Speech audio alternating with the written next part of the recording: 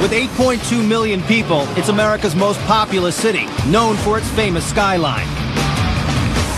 But its towering landmarks only hide the dark world below. Oh, man, this is cool.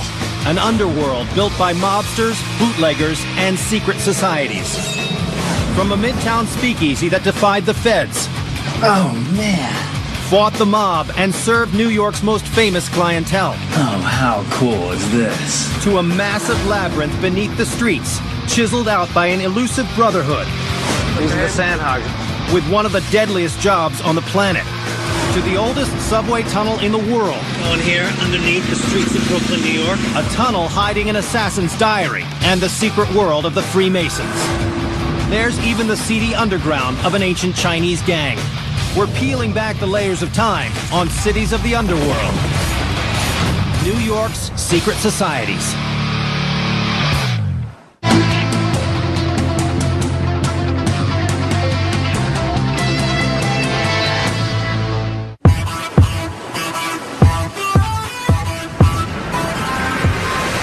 I'm Don Wildman. I'm in New York City.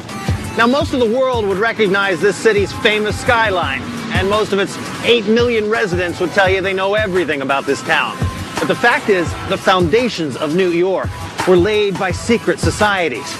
To this day, there's an elusive brotherhood who dig billion-dollar tunnels beneath this entire city. But it goes back even further, to immigrant enclaves, to Chinese gangs, and to the mob. Even America's most famous and most powerful secret society, the Freemasons, laid the foundations of revolution and the birth of a nation right here in New York. Now, for many people, New York is just the greatest city in the world. But there's a flip side to the metropolis everyone thinks they know. And it's one few have seen before. From the mid-1800s on, the Big Apple built its massive underworld. Nearly 1,000 miles of subway lines, 6,437 miles of sewers, and over a dozen transport tunnels running under its rivers. Within that complex web are 17th century forts, smugglers' tunnels, and dens of vice.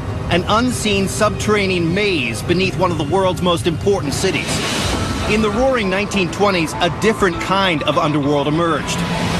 No town partied like New York City, from its exclusive downtown restaurants to its uptown jazz clubs. The only problem was, most of it was illegal. In January 1920, the federal ban on alcohol took effect. Prohibition put the nation's bars and saloons out of business, but the ban only sent the highly lucrative booze business underground. In just 5 years, up to 100,000 speakeasies opened all over the city, most owned and operated by the mob. Midtown Manhattan became the secret gathering spot for New York's high society to get a drink. This is 52nd Street in Manhattan. Today it's Rockefeller Center. But back in the days of Prohibition, this was one speakeasy after another. Swing Street, they call it, or the wettest street in New York. Today there's one last speakeasy remaining, the famous 21. And I'm meeting a guy who's taking me inside. By the 1930s, the stretch of West 52nd Street between 5th and 6th Avenues was home to over 30 speakeasies, but the swanky 21 Club stood out from the crowd. The club's current manager, Brian McGuire, showed me how the legendary speakeasy survived gangland threats and federal raids, with state-of-the-art security and an underground lair. Now, is this the original room that we're in here? This is the original restaurant? Yes, Don. This is building 21 West 52nd Street. Okay. Which was the original restaurant. 21 today is 3 brownstone buildings 21, 19, and 17. The other 2 buildings being acquired over time. But the original restaurant was just this one brownstone. The brownstone looked ordinary from the outside, but its interior was designed to please its famous clientele. 21 was only open to the best of the best in New York. Movie stars, millionaires, even the mayor was a regular. This was probably the creme de la creme. 21 might have been one of the top 2 or 3 in New York City at the time. The club's reputation spread and brought unwanted intruders, federal agents who raided the restaurant in 1930, and mobsters who wanted a piece of its wealthy clientele. The owners fought back with an ingenious security system that would prevent 21 from being caught red-handed again. Their top priority was hiding the illegal stash. Over 2,000 cases of wine and liquor with the ultimate in urban camouflage.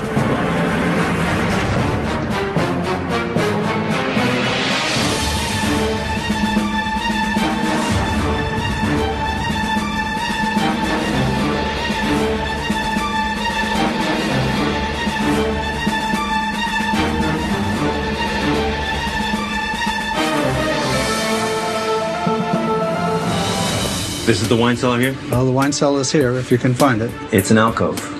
It's an alcove. Now, How do you get there? where your right hand is you'll find an 18-inch meat skewer. This thing. Okay, and what's Okay. key to, is that's the key to the door. Show me how it's done. Okay, there's thousands of holes. They found the right hole, and the click you just heard was the lock on a 4,000-pound door. This is 4,000 pounds? 4,000 pounds, because it's part of the foundation wall. And Don, you look pretty strong, so I'm going to ask you to give that a little push. Whoa. It's a brick wall, basically. Brick wall. Ugh, man, it is really heavy. Wow. I am seriously pushing here. Oh, man. Oh, how cool is this? That is a whole brick wall. Look at this thing. Look, it's like there's the brick wall built into a steel frame. Look behind it. And there's the rock. And it's really amazing. The hidden door was an ingenious last line of defense, but security at 21 Club started from the top down. The doorman kept an eye out through a window in the front door. If he saw federal agents, he hit an alarm buzzer. The patrons would down their drinks while the bartender pressed a second button. This triggered fold-away shelves on the bar to tip backwards into the walls, dumping all the liquor bottles and glasses. Within the walls, everything fell down pre-built shafts that fed directly into New York's massive sewer system. By the time the feds got through the front door, nothing was left but a restaurant full of well-heeled customers. The wine cellar was not only ingeniously hidden by the secret door and the meat skewer lock, it wasn't even in the same building. In 1930, 21 didn't span all three buildings as it does today. So when federal agents searched its lowest levels looking for secret compartments, they never suspected that they'd been built into the neighboring basement. Look at this door. It is a relic of a time the stakes were high. I mean, Prohibition was the source of corruption, murder, mayhem in this country. And for them, for the owners of this establishment, 21, this door prevented the worst possible disaster. That the federal government finds out that you have this, a wine cellar, booze of this caliber. I mean, look at it. It's amazing. It's a treasure now. But at the time, it was dynamite. Although in 1919, not all booze was top shelf. And you got some, your basic gin, domestic gin. Not just domestic gin, this is bathtub gin made in, as you can see, in 1919. So this is the real Prohibition kind of gin. That's the real Prohibition stuff. The secret cellar's greatest protection was its famous clientele. In fact, this basement was the private drinking parlor for the mayor of New York, Jimmy Walker, who liked his booze as much as he liked chorus girls. He needed a place away from the prying eyes of the public to indulge in both, and didn't take too kindly to the Fed's attempts to shut down his favorite hangout. This was his actual booth. And he would be down here when the raids would be happening up there. Yeah, the one time where 21 was like officially raided by the government, Jimmy Walker was actually in the restaurant. He was down in the booth, sitting here, having a drink, found out that the restaurant was being raided by the government, and was so infuriated that he got a telephone brought to him, and he called the New York City police force to come over and ticket and tow all of the federal agents' cars away. Yes. That's good. 21 Club's owners were able to operate without the mob, but during Prohibition, mobsters had as much power as any politician, and they wanted a piece of 21's action. A cutthroat gangster named Legs Diamond tried to take over the club in 1931, and even put a contract out on the 21's owners. Then he got really mad when he found out that his girlfriend had been given a private tour of the basement kitchen by club patron Ernest Hemingway. Came downstairs with their drinks, came into the kitchen here at 21, And before you know it, they had One thing led to another. one thing led to another. And right here on these... Right here on the stairwells, yeah. We're at the spot where Ernest Hemingway had his way with... With Legs Diamond's girlfriend. Luckily for Hemingway and the club, Legs Diamond was assassinated in Albany the next day by another gangster in the bootlegging trade. 2 years later, Prohibition ended. Gangsters and feds were no longer a threat. While other speakeasies shut down, 21 didn't. In fact, it became one of New York's most exclusive restaurants. Its hidden wine cellar transformed it into one of the elite wine collections in the city. To this day, 21 Secrets are the very reason it survived. Up next, These are the Sandhogs, huh? a New York secret society gave our cameras a rare look into their dangerous world, 400 feet below the streets. This is really what's so deadly. People literally die. Wow, because they would have been the only people going that depth for that long anywhere. And later, And so is this legal? beneath this busy street, the world's oldest subway station still hides an assassin's diary and a link to the city's most famous secret society, the Freemasons. This whole tunnel of the Freemasons, the proof of their involvement in creating our biggest city. In 1626, a Dutchman bought the island of Manhattan from Native Americans for $24. Today, it would cost more than $8 billion.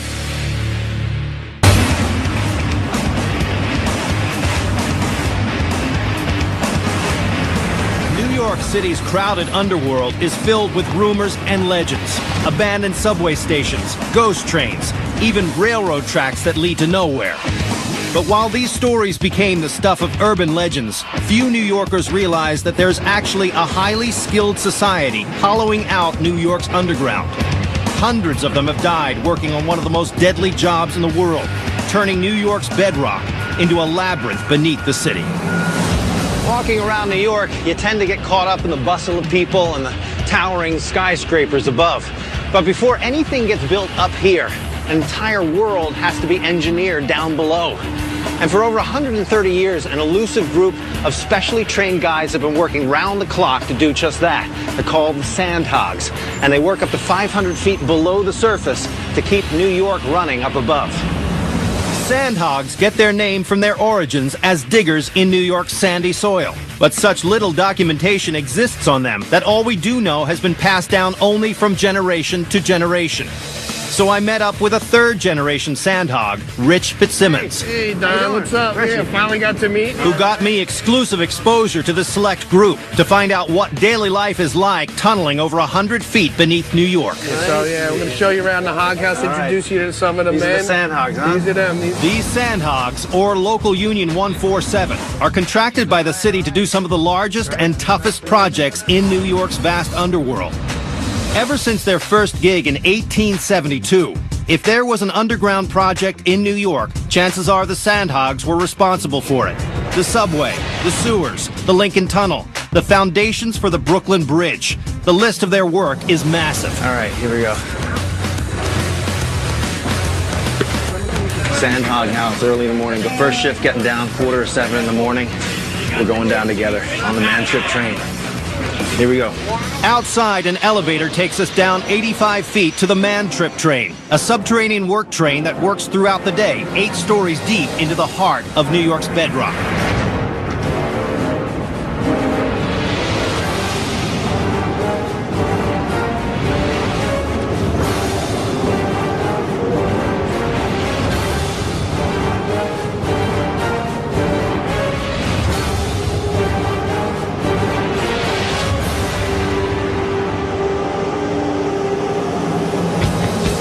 The tunnel is so far below the surface, it actually runs beneath the East River. And it serves a twofold purpose, bringing workers from the Hog House in Queens to their underground worksite 1.6 miles away in Manhattan. And it also removes the nearly 3,200 tons of rock and debris that the Sandhogs clear out every day from this huge excavation project. Right out here is the conveyor belt. It's taking out the muck that they cut, that's what they call it, out to the vertical conveyor out in the access tunnel. They used to blast and carry out rock the old-fashioned way. Now it's getting revolutionized. The muck the Sandhogs clear out is making room for a project that's been in the works for over 40 years, the East Side Access. When completed, this new 3.5-mile tunnel will connect the Long Island Railroad to Grand Central Terminal, a long-awaited and much-needed connection to ease overcrowding on the New York subway. But how do the Sandhogs remove miles of solid Manhattan bedrock? The answer, the tunnel boring machine. I got to get a hold of the basics here. We are in a tunnel that has been literally bored out by a single machine. Correct. Kind of a miracle, isn't it, that this thing could do this such a precise job as that? Yep, no doubt. The actual machine is kind of modeled on the same principle of an earthworm. The previous method for creating a tunnel was much more treacherous. The Sandhogs used conventional drills to create holes in the bedrock, loaded them with dynamite, and blasted forward. But besides being dangerous, the blasts were unpredictable and uneven. Progress could be as little as a few feet a day. Today, the tunnel boring machine drills directly into solid Manhattan bedrock, chews it up, and spits out chunks of rock behind it for easy and safe disposal. Progress has skyrocketed, averaging nearly 50 feet per day. Look at this wall. I mean, it looks like it's been finished off with concrete. This is actually, that's the rock. This is what's been bored through. Manhattan bedrock is notoriously unpredictable. The depth of the bedrock from the surface changes throughout Manhattan. To make sure they have consistent and stable tunnels, East Side Access is dug 140 feet deep. But boring through bedrock is only step one.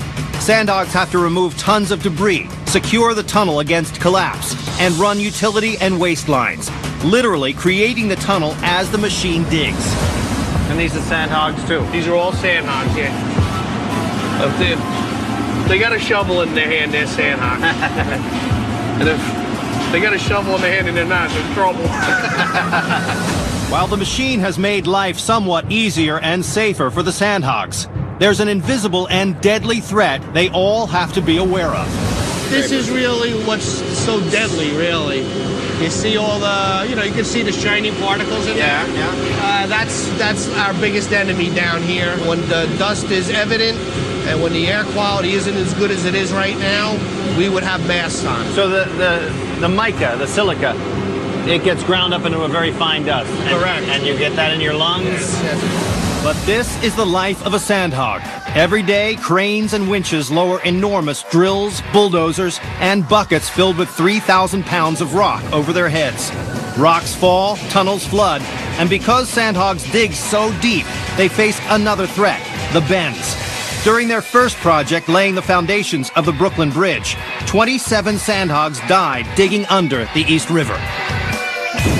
People literally died, and it was undocumented because back in 1883, even New York City hospitals and the records department in the city itself wasn't that great. Wow, because they would have been the only people going that depth for that long anywhere. And accidents are common. In 1982, 2 train cars broke loose and traveled unmanned down a steep slope. The Sandhogs couldn't hear them coming because of the loud drilling. One man was pinned against a wall by the car, and another had to have his foot sawed off with a pocket knife to escape. We're basically sight unseen, not like a bridge builder, not like a guy doing sidewalks or doing a Trump Towers. Some people do say we're a guarded, a secret society, a secret subculture. But you're a positive force in society. Well, we want to keep New York City a competitive city. We want to go be more competitive into the 21st and 22nd century. We can't have any other city outshining New York, you know that. Up next, long before the Sandhogs first made their mark in New York's underworld, another secret society was building the Big Apple from the bottom up. So you go past here, what do you find? A station platform from 1844. And later, a secret lair from a time when the gangs of New York ruled the streets. But probably the main thing that they fought was the hatchets. Guns were expensive, but hatchets weren't. This is bloody. And so they drag the bodies right through there. Drag the bodies right through here. Did a secret society inspire our founding fathers? Log on to history.com/cities for our web series, The Naked Underground.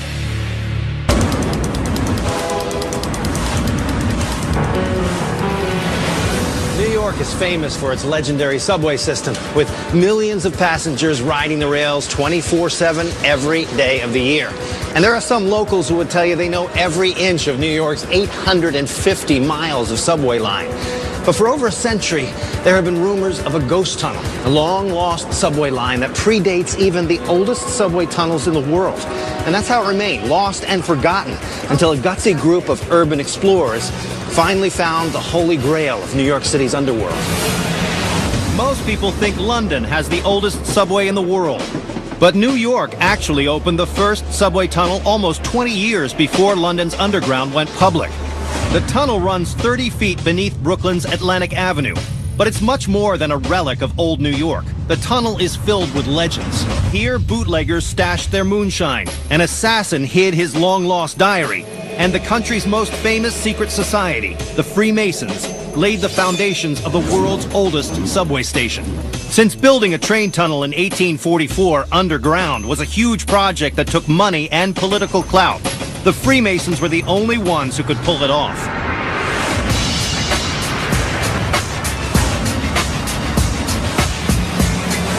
In 1980, an urban explorer named Bob Diamond unearthed the tunnel and its secrets. Right here? He was going to show me his amazing discovery, but first we had to stop Brooklyn traffic. So this is it right here? This is it. Cool. Yeah, that's the way in. All right, how are we going to get this open? Okay, what we're going to do is I'm going to go and open this up. I'm going to pry this open a little bit from this end. Okay, and I just Then slip you're that gonna, in? Yeah, you're going to take this hook, get it underneath, and then pass it back to me. Okay. All right. We got electricity, huh? Now we got electricity. And so is this legal, what we're doing here? Well, it looks like it's a little bit guerrilla, but it's actually totally legal. I've had a contract with the city of New York for 20 years to do this. All right. Follow you down? Okay, yeah, All right. follow me in. Let's go. Going here underneath the streets of Brooklyn, New York, into the oldest subway tunnel in the world. How cool is that?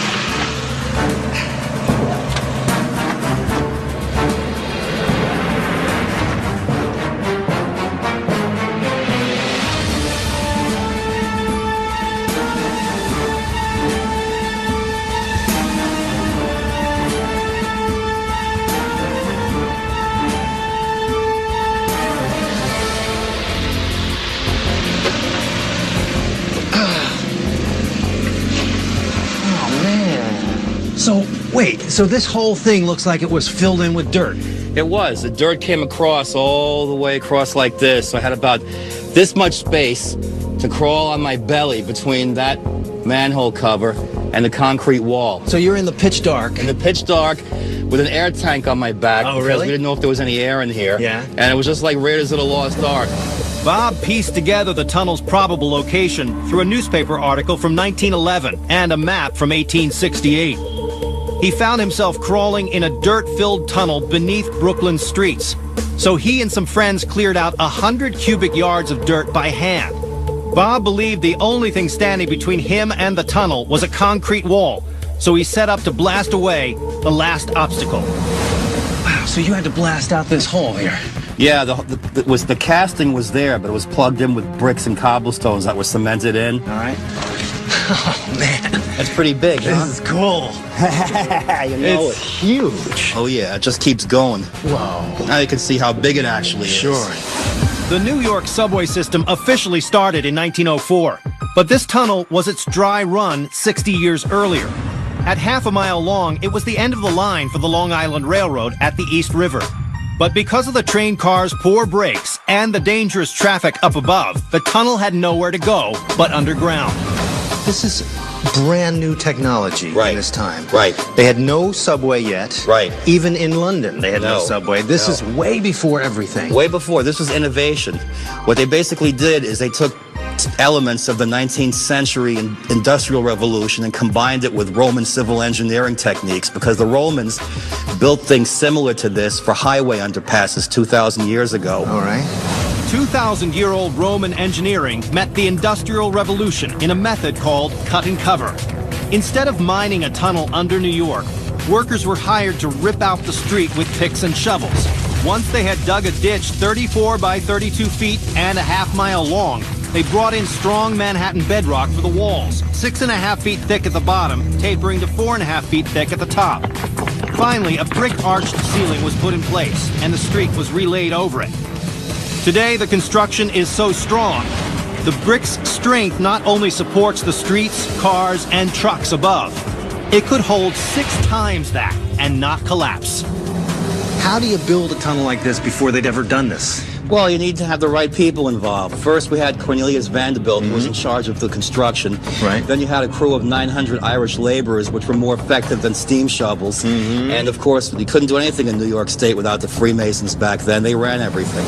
The secretive Freemasons have long been linked to the founding of our country. George Washington and Ben Franklin were both Masons. From military forts to federal buildings, even the design of our nation's capital, Freemasons controlled the planning and building of our nation's infrastructure. In fact, New York's governor in the early 1800s, DeWitt Clinton, was a Grand Master of the Freemasons, and he was influential in starting projects like the Erie Canal and New York's Board of Education. Top New York City officials and engineers were also Masons, and they played an important role in getting this groundbreaking project to become reality. For example, the person who took over the Federalist Party and the Freemasons after DeWitt Clinton died was Rufus King, who was a signer to the U.S. Constitution. His son, John A. King, was the person who got the idea to build the Long Island Railroad to connect New York with Boston. In 1859, corruption brought the whole project down. A greedy real estate developer had the tunnel declared a public nuisance, which allowed him to collect money from surrounding landowners to pay for its demolition. But instead of destroying it, he simply put up 2 walls, one at each end, pocketing the rest of the money, nearly $130,000, the equivalent of $3 million today. So where we came in, that filled-in part, that's where he plugged up that end. Correct. And behind here is where he plugged up this end. Correct. So I'm pushing on New York City real estate corruption right here. You got it right in the palm of your hands. For 150 years, it was the breeding ground for all sorts of scandalous tales. The tunnel was supposedly the headquarters of a whiskey bootlegger at the turn of the century, and a dumping ground for Murder Incorporated, the infamous New York Mafia in the 1920s.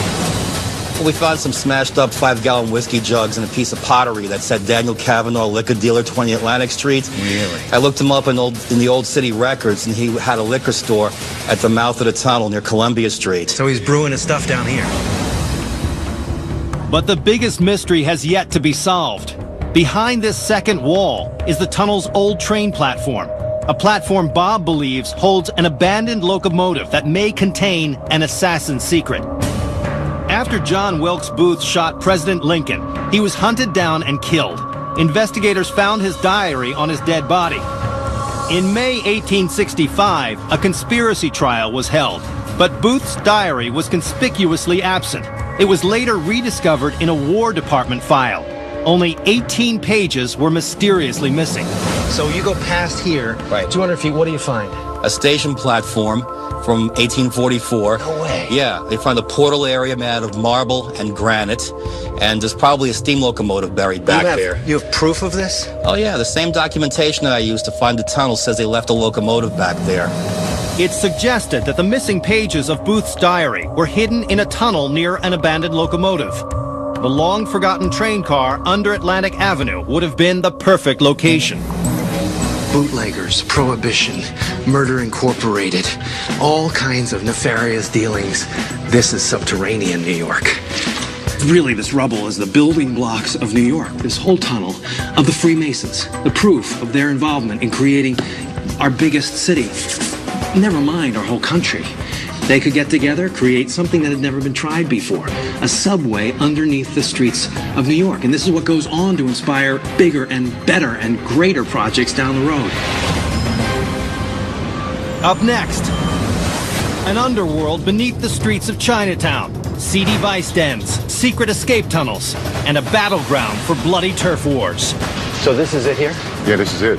This is the Chinatown Tunnel. This is where all the gangs used to meet people. And later, after 9/11, security in the skies over New York was never the same.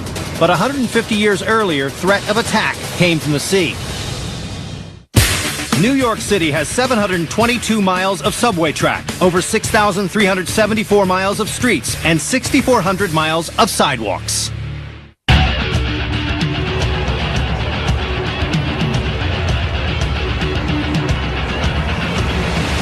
Millions of immigrants have made New York the city it is today. But in the early days, immigrants had it rough, and they had to fight for supremacy on every street corner.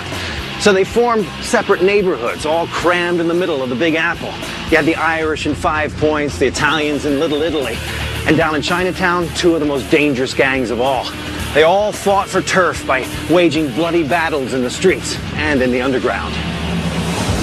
Located on the Lower East Side of Manhattan, Chinatown covers 2 square miles, but is home to over 100,000 people. Starting in the 1870s, the area was a safe haven for persecuted Chinese immigrants, until gang wars turned it into one of the most dangerous neighborhoods in New York's history.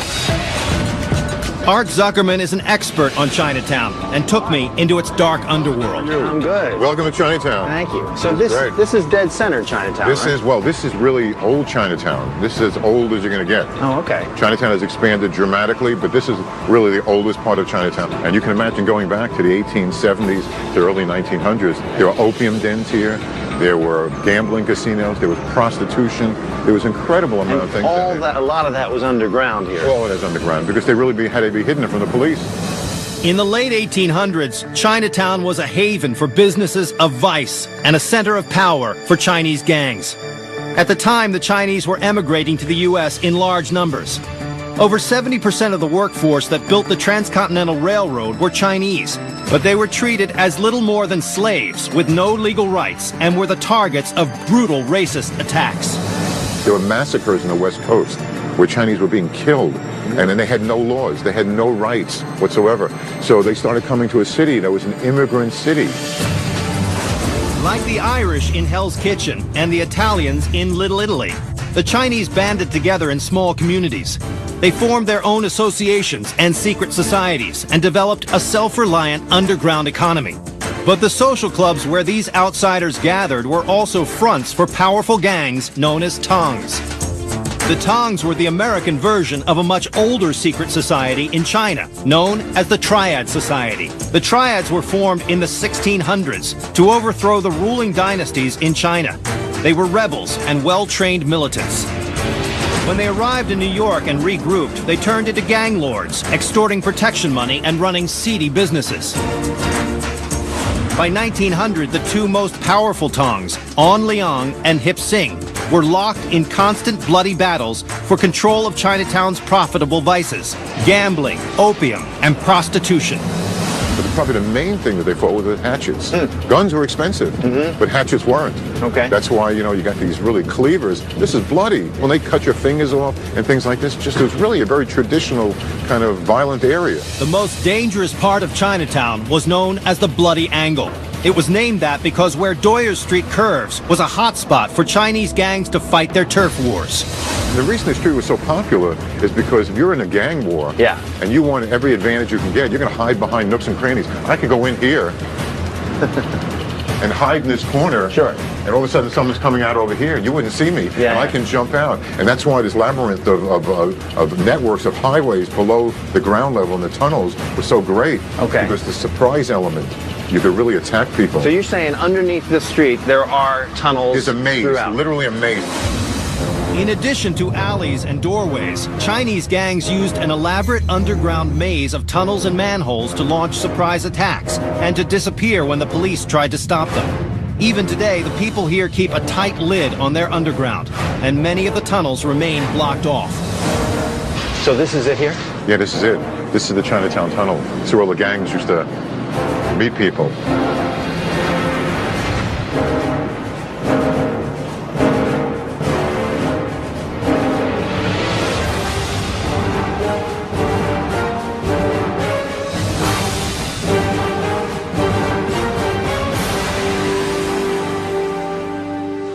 So what would it have looked like at that time? Well, it would probably be a lot seedier, wooden, dark, maybe kerosene lamps over here. Okay. So really pretty treacherous looking. So this has been all refitted to a modern use now, but all these doors and everything, I mean, suggest that there's more tunnels around here. Oh, there is. Behind every door here, there's a whole labyrinth of tunnels that go in here. Today, this is the Wing Fat Shopping Arcade, but in 1900, it was the home turf of the Hip Sing Tong and their leader, Mock Duck, who wore chainmail armor and always carried loaded guns and a cleaver. He would shoot these guns indiscriminately, actually close his eyes to do this, and indiscriminately just keep rolling around and doing this thing. And very often he would do that on the Bloody Angle. He would come down here after he shot these people, and this is his escape. Mock Duck's escape tunnel was originally a beer storage area for an 18th century brewery. As Chinatown grew up, the tunnel came back into use, connecting Chatham Square with one of the social centers of the day, the Opera House. Performers used it to leave the theater, and so did the Tong. Remember, the opera was for everybody. And sometimes they would mix in public, you know, the Tong groups. And all of a sudden, they must have gotten into some sort of disagreement in August 1905. And all of a sudden, in the middle of the theater, gunshots started ringing out here all over the place. 4 people got killed. When the smoke cleared, there were 4 dead bodies. With the police on their way, Tong members lugged the corpses into the opera basement and through the tunnel. The police didn't want to go down here either. Sure. Because there was a lot of stuff going on here down there. And they'd go to Chatham Square. And So they'd they get out dragged there. the bodies They'd right through drag there. the bodies right through here. And escaped on the other end. Yes. The Tong War raged on for years. In 1909, 50 men were killed in just one gun battle in the Bloody Angle. Even today, gangs with names like the Flying Dragons and Ghost Shadows fight for control of this small patch of land and its underworld. If you were down here and these are the tunnels, you would be able to ambush from these nooks and crannies. Anybody coming down here wouldn't stand a chance against Chinese hatchet men waiting in the dark. No, we're not that far away from that time. 150 years in the big scope doesn't really mean much. This is only refitted recently. So this is all still the tunnel. Basement today, tunnel just a few generations ago. Up next, I don't think anybody's gone past this point. for 200 years, when it's come to defending the nation, New York City has always been on the front lines. Right under the harbor, moving men and supplies, armaments, who knows what, between these 2 sister forts so they could work together. Gennaro Lombardi opened the first U.S. pizzeria in 1895 in New York. Today, Americans consume nearly 350 slices per second.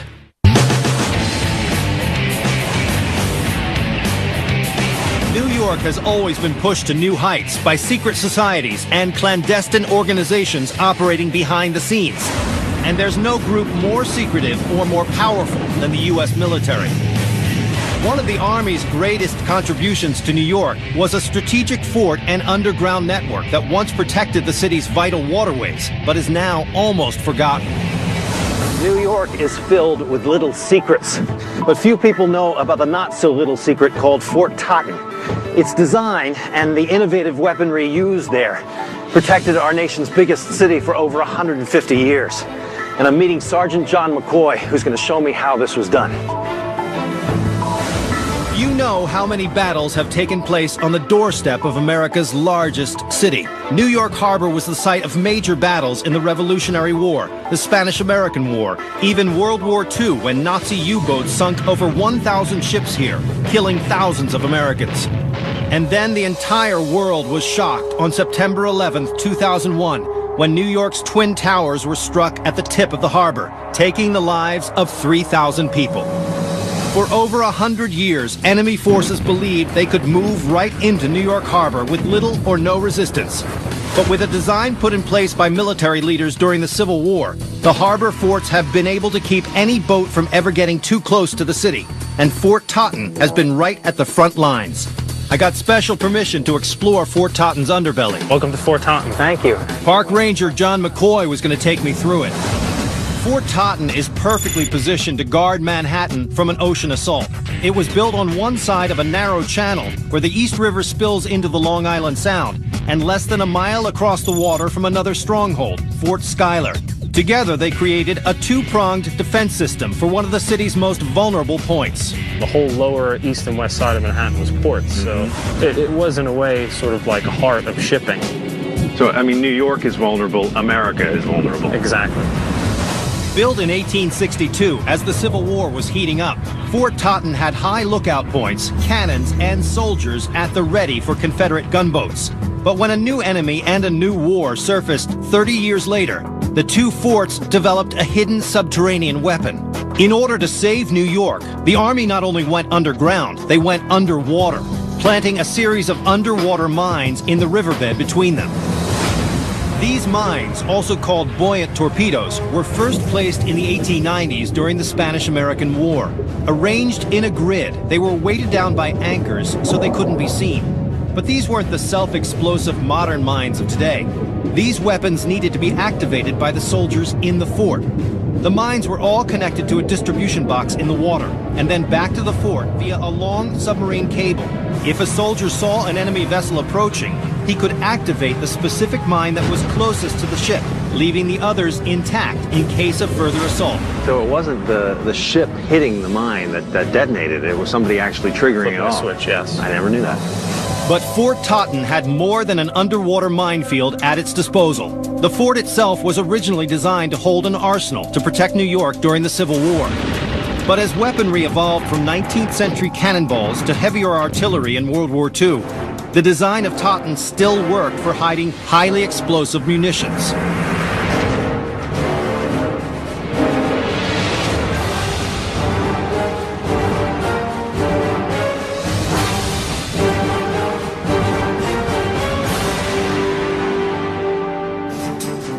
Wow, look at this old door. Old walled off. Wasn't used too much. Prison cell. Yeah, on the chamber next to us, the same arch is here, which leads me to believe that they were connected at one point. Yeah. Fort Totten is spread over 49 acres and consists of 70 rooms, including weapon magazines, holding cells, and bunkers. Because it was dug below sea level, water constantly seeps into the fort, creating a damp and eerie atmosphere. God, look how thick the walls are. Yeah. They had to build It had to be strong. Right, just to prevent any explosion that would have happened. Now this is the larger chamber. This chamber is 81 feet long, and it's 22 feet wide. That's pretty wild. I think we're underneath the ground here. These chambers were made out of solid granite, and they needed to be to protect the live explosives stored inside. But this Civil War super bunker isn't Fort Totten's only buried secret. For generations, there has been a rumor about a tunnel connecting to Fort Schuyler under Long Island Sound. Just follow me this way, watch your step. So yeah, it's weird that this tunnel is high enough for us to stand in. So they meant people to come in here. This passageway may be an entrance to the rumored tunnel. If it is, it would be a stroke of tactical genius. Today there are 13 tunnels under the East River alone, and 8 bridges over it. But before 1883, when the Brooklyn Bridge first opened, the only way to get across or communicate with the other side was by boat. This tunnel would have provided a hidden and direct path between Fort Totten and Fort Schuyler. It gets kind of gnarly right here. Very muddy, very gross. Think about this. I mean, we're inside and below a fort that was modern in 1863, and a complete mystery of a tunnel.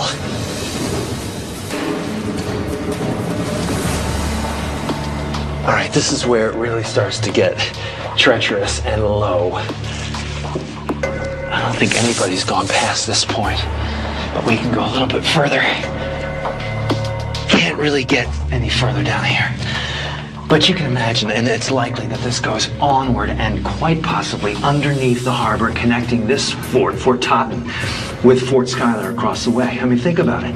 19th century military, they didn't have the kind of communication devices we have today, obviously. So how useful, how strategic would it have been to have an actual tunnel connecting them?